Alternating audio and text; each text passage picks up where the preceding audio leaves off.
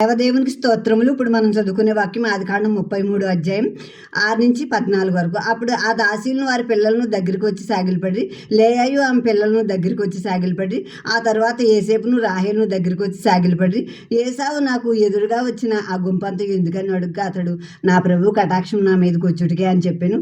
అప్పుడు ఏసావు, సహోదరుడా, నాకు కావాల్సినంత ఉన్నది, నీది నీవే ఉంచుకోమని చెప్పాను. అప్పుడు యాకోబట్లు, కాదు, నీ కటాక్షం నా మీద నున్నెడలు చిత్తగించి నా చేత ఈ కానుక పుచ్చుకును. దేవుని ముఖం చూసినట్లు నీ ముఖం చూసి తిని, నీ కటాక్షం నా మీద వచ్చింది కదా, నేను నీ యొద్దకు తెచ్చిన కానుక చిత్తగించి పుచ్చుకునుము. దేవుడు నన్ను కనికరించను మరియు నాకు కావలసినంత ఉన్నదని చెప్పి అతన్ని బలవంతం చేసిన కనుక అతడు దాన్ని పుచ్చుకుని, మనం వెళ్ళుదుము, నేను నీకు ముందుగా సాగిపోదునని చెప్పగా, అతడు, నా యుద్ధనున్న పిల్లలు పసిపిల్లలని, గొర్రెలు మేకలు పశువులు పాలిచ్చునువని అనియు నా ప్రభువునికి తెలియను. ఒక్క దినమనే వాటిని వడిగా తోలిన ఎడల ఈ మంద అంతయు చచ్చును.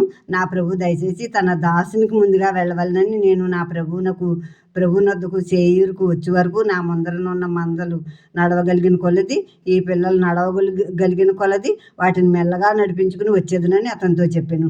ఇప్పుడు యాకోబు దాసీలు వాళ్ళ పిల్లలు వచ్చి నమస్కారం చేశారు ఏసావుకి.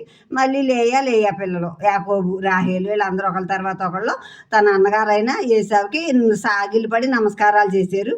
చేశాక ఏసావు అడుగుతున్నాడు, నాకు ముందుగా పంపేవు కదా గుంపు అంతా ఏంటంటే, అది నీ కొరకు బహుమానం పంపాను, నేను నా ప్రభు అయిన నీ కటాక్షం నేను పొందుకోవడం కొరకు నీకు ముందుగా బహుమానం పంపానంటే, అప్పుడు ఏసావు అంటున్నాడు యాకోబుతో, నా సహోదరుడా, నాకు కావాల్సినంత ఉందే, నీది నువ్వే ఉంచుకో అని చెప్తున్నాడు. చెప్తే, అలాగా అనొద్దు, నిన్ను చూస్తే దేవుని చూసినట్టు ఉంది ఇప్పుడు నాకు, కనుక నా దగ్గర నేను ఇచ్చిన బహుమానం నువ్వు పుచ్చుకో, నీ కటాక్షం నా మీద కలిగింది కనుక ఇంకా నేను ఇచ్చిన బహుమానం నువ్వు పుచ్చుకోవాల్సిందే అని బలవంతం చేశాడు యాకోబు. అప్పుడు ఏసావు ఆ బహుమానం తీసుకుని ఇక మనం వెళ్దాం అని చెప్పినప్పుడు, అప్పుడు యాకోబు అన్నాడు, నా దగ్గర ఉన్న పిల్లలు చిన్నపిల్లలు, నా మందల్లో కూడా చిన్న అప్పుడే పుట్టిన పిల్లలు ఉన్నాయి కనుక ఒడిగా నేను నడిపించుకుని త్వరగా రాలేను నీ వెంట, నువ్వు ముందు సేయూరుకి వెళ్ళిపో, నేను తర్వాత మెల్లిగా వీటిని తోలుకుంటా వస్తాను అని చెప్పాడు తన నాన్నగారితో అన్నమాట.